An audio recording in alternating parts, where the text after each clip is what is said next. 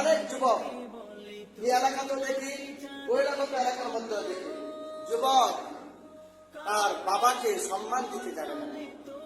যুবকের চাকরি হয়েছে, বাবা হলো দিনমজুর, বাবা খেটে খাওয়া মানুষ, বাবা অটো চালক, রিক্সা চালক, ব্যাংক চালক। যখন গেল বা পুতের অফিসে, ছেলের অফিসে যখন গেল, সেই ছেলে বাবাকে দাবি করতে এমন ঘটনা আপনার ছিলেন নাই?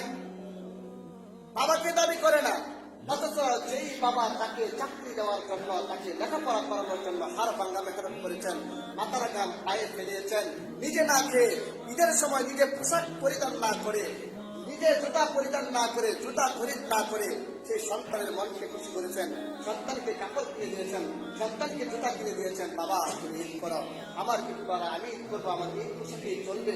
বাবা তোমাকে কষ্ট করে লেখাপড়া করিয়েছি, তোমার একটা চাকরি হবে, সেই চাকরির আশায় আছে। সেই যুবক বাবার সাথে কি আচরণ করে, বাবাকে সেই যুবক চিনে।